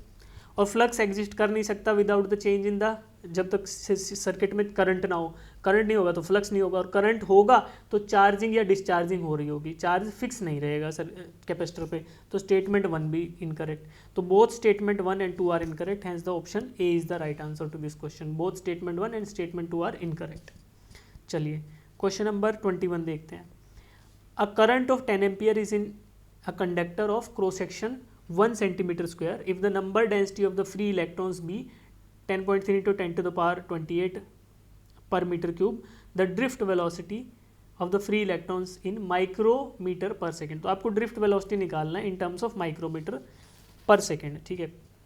तो हमें पता है current I is equal to N E A V D, N E A into V D, display ये ड्रिफ्ट वेलोसिटी, ठीक है। अब यहाँ पर करंट आपको दे दिया 10 एम्पियर, चार्ज कैरियर्स का कंसंट्रेशन दे दिया 10.3 इंटू 10⁻28, ठीक है जी, इंटू चार्ज ऑन 1 इलेक्ट्रॉन जो होता है वो 1.6, तो बेसिक चार्ज है 1.6 10⁻⁻19 इंटू एरिया, एरिया कितना है 1 सेंटीमीटर स्क्वायर, तो इसको मीटर स्क्वायर में करेंगे तो 10⁻⁻4 meter square into drift velocity V D. तो यहाँ से वी डी आप फाइंड आउट इजीली कर सकते हो, V D can be find out, और इसको सॉल्व करने पर मिलेगा 6.06 इंटू 10⁻⁻6 मीटर पर सेकेंड। तो माइक्रोमीटर पर सेकेंड की बात करें तो क्या आएगा 6.06, तो वी डी विल बी 6.06। तो इसको अप्रोक्सीमेटली लिख सकते हैं, drift velocity will be approximately 6 micrometers per seconds. तो 6 is the right answer to this question, ठीक है जी। क्वेश्चन नंबर 22 देखते हैं। A bomb of mass 12 kilogram explodes into 3 pieces of 3 kg, 4 kg and 5 kg। 3 kg part and 4 kg part moves with a speed of 2 meter per second perpendicular to each other, then the speed of 5 kg part is, ठीक है। तो एक bomb है, mid air explode कर गया, 3 टुकड़ों में but गया, 2 टुकड़ों की आपको वेलोसिटी दे दी, थर्ड की बतानी है। तो यहाँ पे क्या करेंगे, कंजर्वेशन ऑफ मोमेंटम। तो कंजर्वेशन ऑफ मोमेंटम करेंगे, क्योंकि बाहर से कोई भी फोर्स एक्स्ट्रा लग नहीं रहा, तो कंजर्वेशन ऑफ मोमेंटम का इक्वेशन लगाएंगे, ठीक है बच्चे। तो देखो बेटा, 2 पार्ट जो 2 टुकड़े बटे, एक मान लो क्या था 3 kg part and 4 kg part moves with 2 meter in perpendicular. तो एक मान लो इधर गया, 3 kg वाला ऊपर चला गया और उससे परपेंडिकुलर में 4 kg वाला राइट में चला गया। तो मोमेंटम निकालें, तो इसको मैं P1 बोल देता हूँ, इसको P2 बोल देता हूँ। P1 क्या है 3 kg वाले का, तो P1 निकाल लिया 3m इंटू वी, ठीक है, तो आपका 6 आ गया। और P2 निकालें तो P2 क्या आ गया 4 इंटू वी, तो ये आपका 8 आ गया, ठीक है, 8 किलोग्राम मीटर, ठीक है। तो P1 और P2 क्योंकि 90 डिग्री पे है, तो इनका रिजल्टेंट जो आएगा उसको we can easily find out using Pythagoras theorem. तो P नेट जो आएगा इसकी वजह से P1 प्लस P2, इनका मैग्नीट्यूड अगर मैं निकालूँ तो that will be equal to 6 square plus 8 square. तो यहाँ से बच्चे क्या मिल गया आपको 100 है ना, 64 प्लस 36, तो 100 का, तो ये 10 kg मीटर पर सेकेंड, ठीक है, kg मीटर पर सेकेंड। तो ये आपका आ गया 10 kg मीटर पर सेकेंड, आपका मोमेंटम ऑफ पार्टिकल 1 एंड 2 आ गया। अब थर्ड का बताना है, तो देखो थर्ड का इसके इक्वली होगा, है ना, क्योंकि बाहर से कुछ ऐड नहीं हुआ, तो मोमेंटम कंजर्व रहेगा। इनिशियली बॉम्ब का कोई वेलोसिटी था नहीं, तो इनिशियल वेलोसिटी 0 था, इनिशियल मोमेंटम 0 था, इसलिए P1 P2 का जो मोमेंटम आएगा वो थर्ड वाले के मोमेंटम के बराबर रहेगा। तो मैं लिख देता हूँ m3 into V3 is equal to 10, है ना। तो इस इधर से मास ऑफ थर्ड पार्टिकल कितना है 5 kg, तो 5 है into V3 is equal to 10। तो यहाँ से मैं वेलोसिटी ऑफ थर्ड पार्टिकल लिख सकता हूँ V3 इज इक्वल टू 10/5 यानी कि 2 मीटर पर सेकेंड। तो वेलोसिटी क्या आ गई 2 meter per second. Question number 20 का आंसर है 2 मीटर पर सेकेंड। चलिए क्वेश्चन नंबर 23 देखते हैं। A particle moves along x axis from x equal to 0 to x equal to 5 under the influence of force given by this, the force the work done in the process, ठीक है, variable force है, तो work done का हमें formula पता ही है, W is equal to integration of f dot dx, ठीक है। तो यहाँ से हम इंटीग्रेट कर देंगे इसको between x is equal to 0 to 5, force का as a function of x दे रखा है 7 minus 2x plus 3x square और dx, ठीक है। अब इसको इंटीग्रेट करके हमें लिमिट खाली रखनी है, तो हम इसको इंटीग्रेट करते हैं। तो 7 का इंटीग्रेशन 7x आ गया, माइनस 2x का आ गया माइनस 2x स्क्वायर बाई 2, और 3x का आ गया 3x to the power 3/3 between limits 0 and 5, ठीक है। ये हमारा वर्क डन आ गया। तो इसके अंदर वैल्यूज़ रखते हैं बच्चे, तो लोअर लिमिट तो 0 आ गया, सब में x है तो लोअर लिमिट 0 आ गई, खाली अपर लिमिट रखेंगे 7 इंटू 5 माइनस 2/2 एक्स स्क्वायर था, तो ये आपका एक्स स्क्वायर आ गया, खाली 5 का स्क्वायर 25 और बाकी एक्स क्यूब, तो ये आपका 5 का क्यूब। तो इसको आप सोल्व करो, माइनस लोअर लिमिट 0 है, तो क्या आ गया 35 माइनस 25 प्लस 125, तो 125 प्लस 10 यानी कि 135 जो है जूल जो है आंसर आ गया, बिकॉज फोर्स न्यूटन में था और डिस्प्लेसमेंट आपको मीटर में दे रखा है। तो work done is equal to 135 joules. तो 135 joules is the right answer to this question बेटा। चलिए बेटा अब क्वेश्चन नंबर 24 का सॉल्यूशन देखेंगे। तो क्वेश्चन पढ़ते हैं। In the figure given below a uniform electric field is of strength E exist in negative Y direction, ठीक है, तो ई जो है वो नेगेटिव वाई डायरेक्शन में एग्जिस्ट करता है। उसके बाद क्या बोला, a dipole is placed along X axis having dipole moment P in the positive X axis, तो डायपोल आपको दिख गया पॉइंट पी पर pointing in the positive X axis. उसके बाद बोलता है at an angle theta at point P the net electric field is zero, the value of tan square theta आपको बताना है। तो कोई पॉइंट पी है जो कि at an angle theta with the dipole है, this point P is there, इस पॉइंट पी पर नेट इलेक्ट्रिक फील्ड है वो जीरो है। तो नेट इलेक्ट्रिक फील्ड जीरो किन के कम्बिनेशन से होगा, एक तो इस पॉइंट पी पर इलेक्ट्रिक फील्ड होगा due to the presence of the dipole, और दूसरा एक वर्टिकली डाउनवर्ड पॉइंटिंग एक इलेक्ट्रिक फील्ड आपको एक्सटर्नल इलेक्ट्रिक फील्ड दिया हुआ है, ठीक है बच्चे। तो net electric field due to dipole, देखो अब ध्यान से सुनना, एक्सटर्नल इलेक्ट्रिक फील्ड तो डाउनवर्ड पॉइंटिंग है, ठीक है। अब नेट इलेक्ट्रिक फील्ड जीरो कब हो सकता है पॉइंट पी पर, जबकि डायपोल की वजह से जो प्रोड्यूस होगा इलेक्ट्रिक फील्ड, मान लो मैंने उसको ई पी बोल दिया है, electric field due to dipole, तो वो वर्टिकली अपवर्ड डायरेक्शन में पॉइंटिंग होगा, तभी तो एक दूसरे को opposite equal and opposite vectors cancel out कर पाएंगे। तो E P should be in the vertical direction, मेरे को यहाँ से कंडीशन मिल गया, ठीक है। अब मैं क्या करता हूँ, मैं आपको एक फॉर्मूला याद दिलाता हूँ। Electric field at any general point P due to the presence of dipole, उसके दो कंपोनेंट होंगे, एक रेडियल कंपोनेंट और एक परपेंडिकुलर कंपोनेंट, ई परपेंडिकुलर नहीं ई आर। तो इसकी इनके फॉर्मूलाज मैंने नीचे लिख दिया आपके लिए। ई परपेंडिकुलर क्या होगा, K P sine theta by R cube, red colour वाला वेक्टर है वो रेड कलर से, और green colour E R radial vector जो है 2 K P cos theta by R cube. तो बेटा देखो, ये परपेंडिकुलर वाले का एक कंपोनेंट होगा साइन थीटा कंपोनेंट जो कि लेफ्ट साइड में पॉइंटिंग होगा, और रेडियल वाले का एक कोस थीटा कंपोनेंट होगा जो कि राइट साइड में पॉइंटिंग होगा। ये दोनों बराबर होने चाहिए, क्योंकि ये एक दूसरे को कैंसिल आउट कर देंगे, तभी आपका नेट जो electric field due to dipole है वो वर्टिकल डायरेक्शन में एग्जिस्ट करेगा, because horizontal components have to cancel out each other. तो अब मुझे यहाँ से दूसरी कंडीशन मिल गई। अब क्या करेंगे, कंडीशन तो एक ही थी, उसका दूसरा रूप मिल गया आपको, उसका डिफरेंट वर्जन कि ई परपेंडिकुलर का sine theta component should be E radial का कोस थीटा कंपोनेंट। अब इसी को लिखेंगे और आगे क्वेश्चन को सॉल्व करने की कोशिश करेंगे, ठीक है बच्चे। तो इसी को लिखते हैं बच्चे, K P sine theta, E perpendicular क्या था, K P sine theta by R cube, इसको दोबारा साइन थीटा से मल्टीप्लाई कर देंगे तो क्या मिलेगा, K P sine square theta divided by R cube should be equal to 2 K P cos square theta divided by R cube. ये मुझे कैसे मिला बच्चे, मैंने ये किया, देखो ये लिखा था ना, ई परपेंडिकुलर का sine theta component should be equal to radial component का कोस थीटा कंपोनेंट, ठीक है, क्योंकि हॉरिजॉन्टल कंपोनेंट एक दूसरे को कैंसिल आउट करेंगे, तभी आपको वर्टिकल डायरेक्शन में net electric field due to the presence of dipole vertically upward में मिलेगा, और जब ये ई पी वर्टिकली अपवर्ड में मिलेगा तभी ये downward acting electric external electric field को कैंसिल आउट कर पाएगा, ठीक है। तो मैंने फॉर्मूला लिख लिया बच्चे। अब मेरे को क्या करना है, टेन स्क्वायर थीटा की वैल्यू निकालनी है, आर क्यूब से आर क्यूब कट गया, के पी से के पी कट गया, और sine square theta upon cos square theta क्या आ जाएगा, sine square theta upon cos square theta आ गया 2 आ गया, यानी मेरा टेन स्क्वायर थीटा की वैल्यू क्या आ गई, tan square theta is equal to 2। तो मेरा आंसर क्या होगा 2, 2 is the right answer to this question. चलिए क्वेश्चन नंबर 25 देखते हैं। The ratio of moment of inertia of the square plate about axis 1 and axis 2 is. तो यहाँ देखो एक स्क्वायर प्लेट दिया है, एक एक्सिस दिया है जो कि इसके विड्थ के हाफ से पास कर रहा है, सेंटर पॉइंट से पास कर रहा है parallel to the length of side of the square, और एक है डायगनल, है ना, एक्सिस 1 इज डायगनल और दूसरा parallel to the side and passing through the centroid of the square plate. अब मुझे यहाँ पे क्या कर सकता हूँ भाई, मैं परपेंडिकुलर एक्सिस थ्योरम आपको याद है कि किन्हीं भी दो म्यूचुअली परपेंडिकुलर एक्सिस के बारे में, अगर in the plane of the figure जो आपका शीट है या स्क्वायर प्लेट है, इसी के प्लेन में दो म्यूचुअली परपेंडिकुलर एक्सिस के अबाउट अगर मुझे मोमेंट ऑफ इनर्शिया पता है, तो इन थर्ड परपेंडिकुलर यानी प्लेट से जो परपेंडिकुलर वो होगा एक्सिस, उसका मोमेंट ऑफ इनर्शिया इन दोनों के सम के बराबर होगा। तो देखो इसी फिगर को मैं 2 बार ड्रॉ करता हूँ और फिर परपेंडिकुलर एक्सिस थ्योरम को यूज़ करके हम फाइंड आउट कर पाएंगे relation between moment of inertia about axis 1 and about axis 2।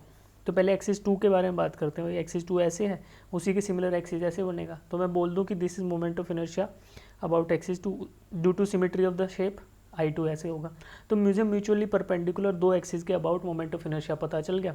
अब परपेंडिकुलर एक्सिस क्या बोलता है कि अगर आपको थर्ड एक्सिस जो कि perpendicular to the shape of the या perpendicular to the plane of the geometry है, तो उसके अबाउट मान लो I बोल दिया, तो from this I will be is equal to I2 plus I2। ठीक है, तो यहाँ से I2 क्या आ गया बच्चे, I2 is equal to moment of inertia about the axis which is perpendicular to the plate and passing to the centroid of the plate, उसका हाफ वैल्यू I/2, ठीक है। सिमिलरली फिर से ड्रॉ करता हूँ इसी प्लेट को, स्क्वायर प्लेट को, और अब डायगोनल एक्सिस के अबाउट मोमेंट ऑफ इनर्शिया निकालने की कोशिश करेंगे बच्चे। तो इसको मैं बोल देता हूँ क्या I1, बिकॉज ये एक्सिस 1 था। सिमिलर उसी के सिमिलर एक्सिस क्या है, ये वाला, इधर भी I1 होगा। तो like wise I can say perpendicular axis से कि भैया सेंट्रोइड से पास होने वाले का 1/2 होगा, यानी I, इसको मैं I बोलता हूँ पहले की तरह, is equal to I1 plus I2, I1 plus I1। तो यहाँ से I1 क्या मिलेगा, I1 again will be come up as I/2। तो यहाँ से भाई पता चल गया कि moment of inertia about axis 1 is equal to moment of inertia about axis 2। तो दोनों ही बराबर होंगे, ठीक है। तो ये इसके अबाउट कर लो, चाहे इसके अबाउट, बराबर आने वाला है। यूज़ क्या किया, परपेंडिकुलर एक्सिस थ्योरम। चलिए क्वेश्चन नंबर 26 देखते हैं बेटा। A thin ring of mass 0.1 kilogram and radius 0.5 meter carrying charge 8 coulomb is free to rotate about an axis of horizontal frictionless surface as shown in the figure। ठीक है, about an axis on horizontal, तो आपको axis दिखा दिया गया, this is the axis, इसके about ये free to rotate है, मान लिया जी, ठीक है। A variable magnetic field of 8 tesla is applied vertically downward on the ring. If the ring is at rest before applying the magnetic field, ring initially rest पे था magnetic field लगाने से पहले, kinetic energy acquired by the ring after t equals to 10 seconds. तो कितनी kinetic energy ये ring gain कर लेगा। देखो बच्चे, अभी इस रिंग के थ्रू क्या होगा, मैग्नेटिक फील्ड चेंज होगा, है ना, उसकी वजह से इसमें फोर्स जनरेट होगा, और फोर्स की वजह से एक टॉर्क जनरेट होगा। वो टॉर्क क्या कराएगा इसको, इनिशियली रेस्ट पे था but due to the presence of that external torque ये रोटेट करना स्टार्ट करेगा।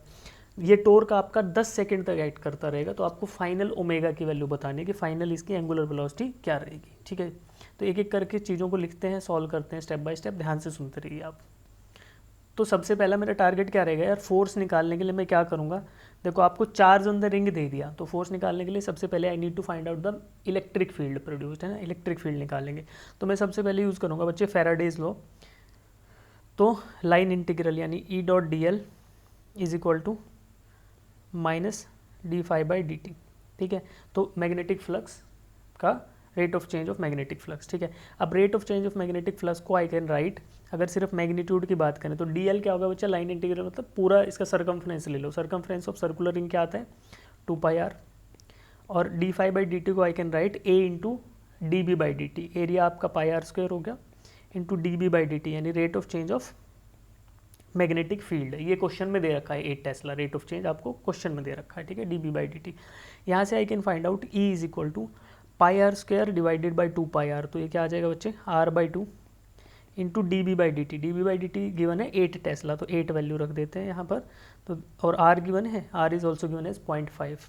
तो बच्चे क्या आ गया 0.5 इंटू 8, तो 4 डिवाइडेड बाई 2, तो आपका 2 न्यूटन पर coulomb, this is the electric field generated, right. अब मैं इस इलेक्ट्रिक फील्ड से पहले फोर्स निकालूंगा, फोर्स से फिर टॉर्क निकालूंगा, टॉर्क से मैं क्या करूंगा, फिर I can use the rotational वाला सारा कंसेप्ट। चलिए ध्यान से सुनते रहिए, नहीं तो स्टेप मिस होगा तो आपका कंसेप्ट मिस हो जाएगा, ठीक है। अब मुझे इलेक्ट्रिक फील्ड मिल गया, now I will find out force. Force क्या होता है, Q into E. Charge on the ring is given as, कितना दिया है चार्ज बटे 8 कूलाम, और इलेक्ट्रिक फील्ड 2 आ गया, तो फोर्स कितना आ गया, 16 न्यूटन का फोर्स लग रहा है, ठीक है। अब इस 16 न्यूटन का फोर्स के लिए टॉर्क क्या जनरेट होगा, because rotation will be due to torque, tau is equal to I alpha, ठीक है, I alpha, tau is equal to I alpha. I आपका moment of inertia of the ring होगा, alpha angular acceleration, ठीक है। चलिए अब इसको करते हैं पहले भाई, टाउ आपका, और इसी को मैं क्या लिख सकता हूँ, force into radius, F into R, है ना, फोर्स इंटू फोर्स आर्म, तो वो रेडियस के बराबर होगा, ठीक है भाई। अगर इधर कोई फोर्स लग रहा होगा तो वो टॉर्क क्या जनरेट करेगा, रेडियस आर के अबाउट ही तो जनरेट करेगा, ठीक है। तो ऐसा आपको टॉर्क जनरेट होगा।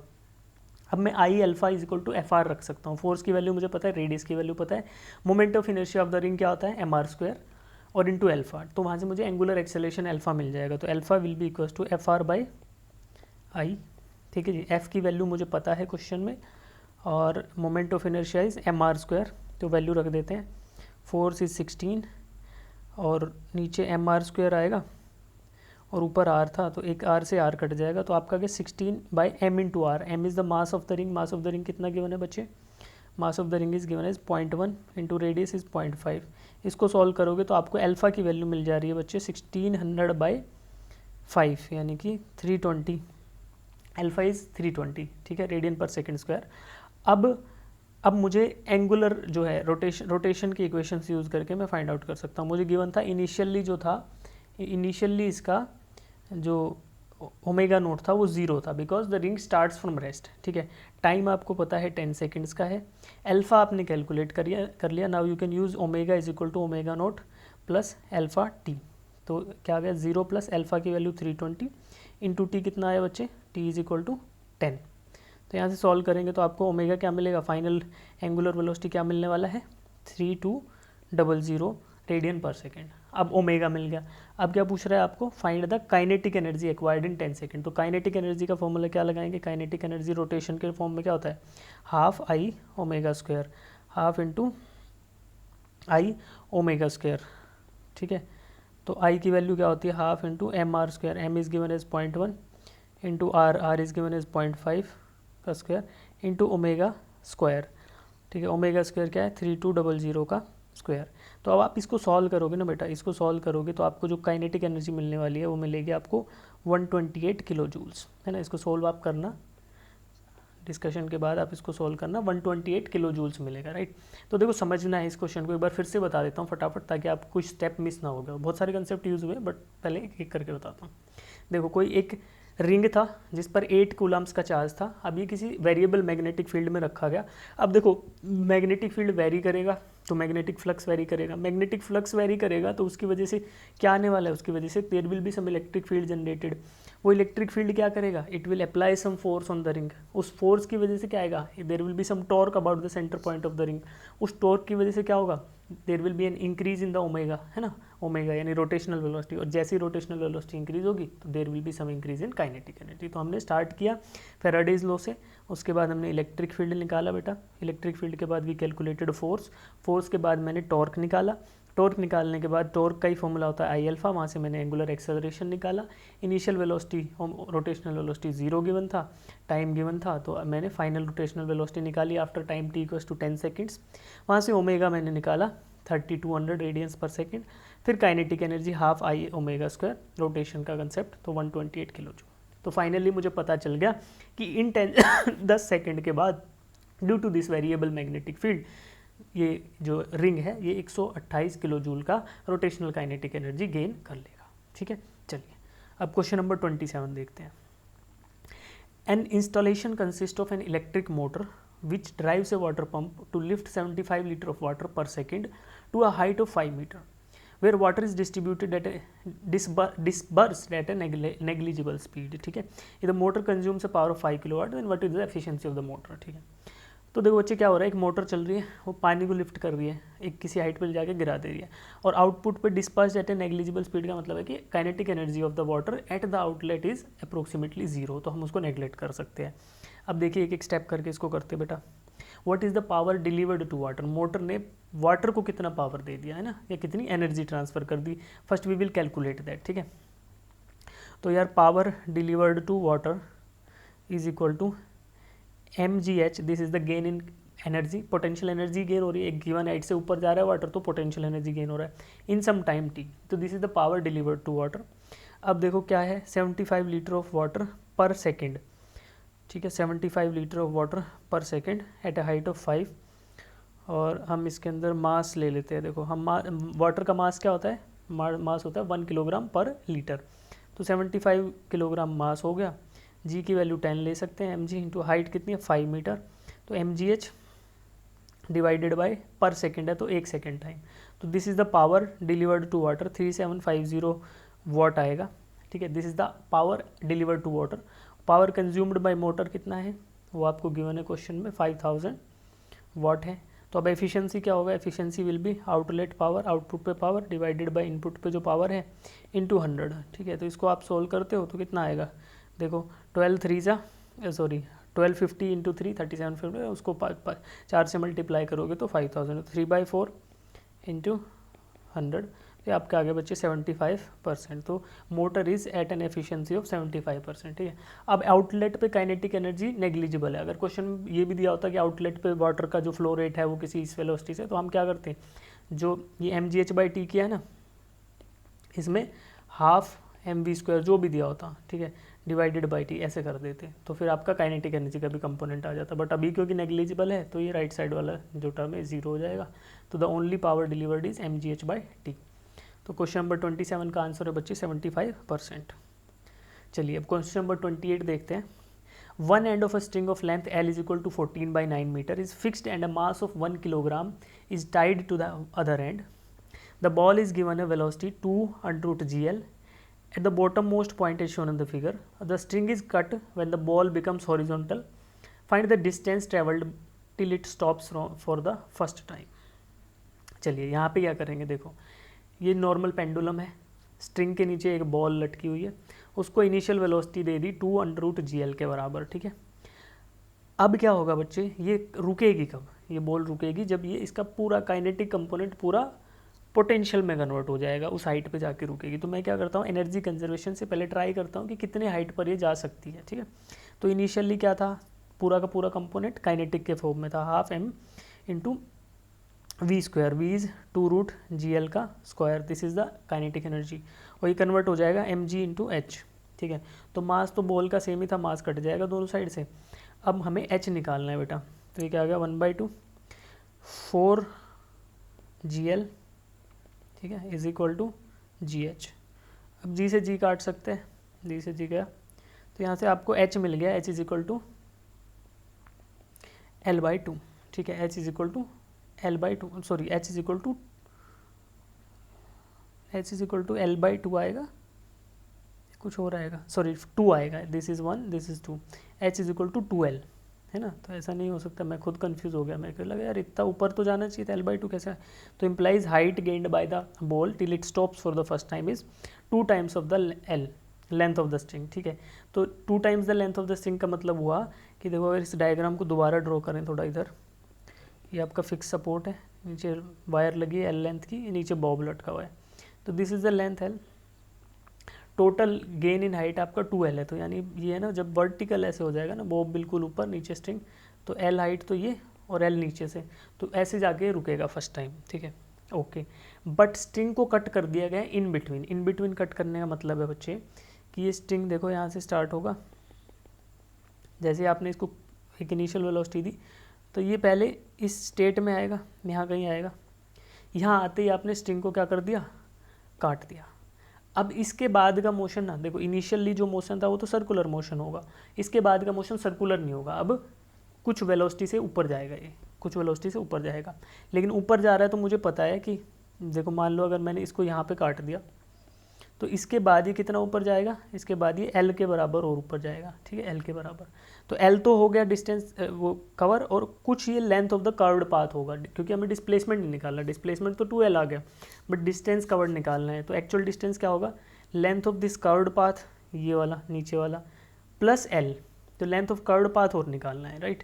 तो लेंथ ऑफ कर्व्ड पाथ कैसे निकाल सकते हैं, 90 डिग्री कवर किया, पूरा 360 करता तो 2 पाई, ठीक है, लेकिन 2 पाई R करता 360 में, और अगर 90 डिग्री किया है तो कितना आएगा ये length of the curved path, length of the curved path will be pi R/2 या पाई/2 R, तो पाई R की जगह L आ जाएगा, तो pi into L/2, this is the length of the curved path, pi L/2, और प्लस H, ये आपका total distance covered है। अब इसमें वैल्यूज़ रख सकते हैं, पाई की वैल्यू रख लो 11/7, तो 7 into 2 11/14 into L is given in the question 14/9, plus H कितना है बच्चे, H है क्या क्वेश्चन में दे रखा है क्या, H is equal to L, तो L ये ऐड कर दो इसमें, L इज़ 14/9, तो ऐसा हो जाएगा ये क्वेश्चन। तो अब इसमें करेंगे तो अपना आएगा 11/9 प्लस 14/9, तो 11 प्लस 14 कितना हो गया बच्चे, 11 प्लस 14 इज़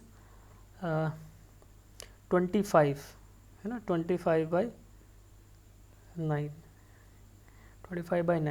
ठीक है, कुछ गलती तो नहीं की है, बस ये देख लेते हैं। L is equal to 14/9, okay, और अच्छा ये पाई/2 था, तो हमने क्या लिया, पाई/2 को 11/7, पाई/2 को 11/7 इंटू 2, तो 11/14 लेना है बेटा इसको, यहाँ पे हमने गलती कर दी, पाई की जगह पाई/2 था, तो पाई/2 को 11/14 लेना था ना, मल्टीप्लिकेशन में कुछ गड़बड़ किया, तो this is 7 into 2 11/14 plus sorry into, अच्छा 11/14, 11/9 एंड 14/9, ठीक है, फिर 25/9, तो आपका डिस्टेंस कवर्ड आ गया ये, ठीक है। चलिए अब क्वेश्चन नंबर 29 देखते हैं। A moving coil galvanometer has 48 turns, area of coil is 4 × 10⁻² metre square, if the magnetic field is 0.2 Tesla, then to increase the current sensitivity by 25% without changing area and field, the number of turns should be। तो देखो पहले आपको ना current sensitivity of moving coil galvanometer का formula लिखना पड़ेगा। तो current sensitivity का फॉर्मूला क्या होता है बच्चे, S = NBA/C। यहाँ पे N नंबर ऑफ टर्न्स है, B magnetic field, A area और C एक कांस्टेंट जो प्रॉपर्टीज़ को डिफाइन करता है, ठीक है। अब हम क्या करते हैं यहाँ पर B और A कांस्टेंट रख दिया, तो बोल रहे करंट सेंसिटिविटी को बढ़ाना है 25%, तो नंबर ऑफ टर्न्स कितने बढ़ जाएंगे। तो जाहिर सी बात है, मुझे दिख रहा है कि डायरेक्टली प्रोपोर्शनल है। भाई मैं बोल दूँ कि sensitivity is directly proportional to number of turns, तो अगर 25% सेंसिटिविटी बढ़ानी है तो नंबर ऑफ टर्न्स को भी 25% बढ़ाना पड़ेगा। तो मैं इससे क्या लिख सकता हूँ, current sensitivity in case 1 divided by current sensitivity in case 2 is equal to number of turns in case 1 divided by number of turns in case 2। यहाँ से वैल्यूज़ डालेंगे। तो इनिशियल करंट सेंसिटिविटी मान लो आपकी कितनी थी, इनिशियल 100 थी, आपने 25% बढ़ाई तो 125 हो गई। नंबर ऑफ टर्न्स कितने थे पहले, इनिशियली नंबर ऑफ टर्न्स थे 48, तो बाद में कितने हो जाएंगे n, तो यहाँ से n कैलकुलेट करोगे तो it will B 25% more than 48, तो डेट इज़ कितना 12 × 4 = 48 इंटू प्लस 12 तो 60, ठीक है। n = 60, number of turns should be increase to 60 so as to increase the current sensitivity of the galvanometer by 25%। तो आपका क्वेश्चन नंबर 29 का आंसर आ गया 60। अब लास्ट क्वेश्चन देखते हैं आज के एग्जाम का। इन gravity free space a bead of charge 1 microcoulomb and mass 3 milligram is threaded on a rough rod of frictional coefficient this, a magnetic field of magnitude this exists perpendicular to the rod, the bead is projected along the rod with a speed of 4 meter per second, how much distance will the bead cover before coming to rest। ठीक है, अब देखो road है, एक road है बच्चे, है ना, कोई रोड है, उसके अंदर एक बीड फंसा हुआ है। बीड मतलब कोई उसके अंदर मन का बोल दो, या फिर there is some plastic bead, या फिर क्या बोलें, है ना, एक बीड फंसा हुआ है। ये बीड इसके ऊपर स्लाइड कर सकता है। अब perpendicular to the length of rod एक मैग्नेटिक फील्ड एग्जिस्ट करता है। तो देखो इस मैग्नेटिक फील्ड की वजह से क्या होगा, जैसे ये बीड मूव करेगा तो इस पर क्या लगेगा, फोर्स लगेगा। फोर्स क्या का डायरेक्शन क्या होगा, परपेंडिकुलर, या ऐसे लगेगा, है ना, इधर। तो अब उससे क्या होने वाला है, there will be some frictional component, है ना, एक नॉर्मल रिएक्शन मिलेगा आपको due to the presence of magnetic field, और वो नॉर्मल रिएक्शन किसके बराबर होगा, मैग्नेटिक फोर्स के बराबर। तो मैं नॉर्मल रिएक्शन को बोल दूँ वो क्या होगा, Q × V × B, दोनों का परपेंडिकुलर थे तो साइन कंपोनेंट खत्म हो गया, ठीक है, 1 आ गया साइन कंपोनेंट की जगह। अब QVB इज नॉर्मल रिएक्शन। अब फ्रिक्शन फोर्स की बात करें तो फ्रिक्शन फोर्स क्या होगा, μ × N, तो उसको लिख दो μ/Q/V × B। अब ये फोर्स किसके बराबर होगा बच्चे, ये नेगेटिव आएगा बिकॉज इट इज़ रिटार्डिंग। अब नेगेटिव फोर्स को लिख के μ × Q × V × B, ये किसके बराबर रहेगा, m × मास × एक्सेलरेशन। एक्सेलरेशन को dV/dt लिख सकते हैं, राइट, मास × एक्सेलरेशन। अब मुझे क्वेश्चन में क्या क्या दे रखा है यार, क्वेश्चन में मुझे दे रखा है मुझे डिस्टेंस निकालना है, बट डिस्टेंस को इंक्लूड करने के लिए मैं क्या कर सकता हूँ, देखो एक्सेलरेशन वाली इक्वेशन को अल्टर कर लेते हैं, इसको लिख लेते हैं mv, ये आपका होगा लीनियर मोमेंटम × dV/ds। तो ये सेम जो ये इक्वेशन थी इसको कन्वर्ट कर लिया ऐसे, ठीक है। अब इस इक्वेशन में आपको ds का कंपोनेंट मिल गया। अब क्या करेंगे, इंटीग्रेशन कर लेते हैं। इंटीग्रेशन करने की भी जरूरत नहीं पड़ेगी बिकॉज वेलोसिटी दोनों साइड से कट जाएगा। तो आपको क्या मिलेगा, μ × Q × B, और s को इंटीग्रेट करके इधर ds आएगा, ds को इंटीग्रेट करो तो s आ गया, इज इक्वल टू ये m × V, तो यहाँ से mv मिल गया। अब यहाँ से s आपको निकालना है, distance covered before it stops, तो क्या आएगा mv divided by μ × Q × B। अब सारी वैल्यूज़ आपको पता है, m mass of the bead आपको पता है कितना दिया हुआ है, 3 milligrams, 3 × 10⁻⁻6 kilograms into v velocity 4 metre per second divided by μ is given as 0.3 into q charge 1 microcoulomb 10⁻⁻6 लिख लो इसको, into b is given as question में 0.2, ठीक है। अब इसको सॉल्व करेंगे, सॉल्व करते टाइम आपको मिलेगा कितना मिला आंसर, 200 मीटर्स। तो ये 200 मीटर के बाद जाके रुक जाएगा, तो इसका करेक्ट आंसर है 200 मीटर्स, ठीक है। तो ऑल इन ऑल 30 क्वेश्चन थे फिजिक्स में, तो हमने सॉल्व किया बेटा। तो एग्ज़ाम को क्या बोलेंगे, मॉडरेट लेवल, ठीक है। बहुत सारे कुछ क्वेश्चन हार्ड भी थे, जैसे आपको एक क्वेश्चन मैंने कराया था अभी जिसमें बहुत सारी ये वाला, ये बहुत सारे कंसेप्ट यूज़ हो गए, रोटेशन भी यूज़ हो गया, आपका फैराडे लॉ भी यूज़ हो गया, मैग्नेटिक फ्लक्स, सब कुछ यूज़ हो गया। तो कुछ क्वेश्चन थे जो आपको टफ भी मिले, कुछ इजी भी थे, जैसे क्वेश्चन नंबर 25। तो ऑल इन ऑल अगर एग्ज़ाम का डिफ़िकल्टी लेवल के बारे में बात करें तो एग्ज़ाम आपका मॉडरेट लेवल पे था, राइट। तो उम्मीद है आपने अच्छा परफॉर्म किया होगा। अगर आपको डाउट्स रह जाए तो वीडियो को दोबारा देखें, है ना, रिपीट करके देखें। फिर भी अगर आपको डाउट रहता है तो please feel free to ask in the doubt groups. Doubt groups में आप अपने क्वेश्चंस पोस्ट कर सकते हैं और अपने डाउट्स को क्लियर कर लीजिए टाइमली, और रिवीजन करते रहिए, खूब पढ़ते रहिए, अगले एग्ज़ाम में अच्छा परफॉर्म कीजिए। चलिए, थैंक यू फॉर ज्वाइनिंग बेटा, बाय, सी यू।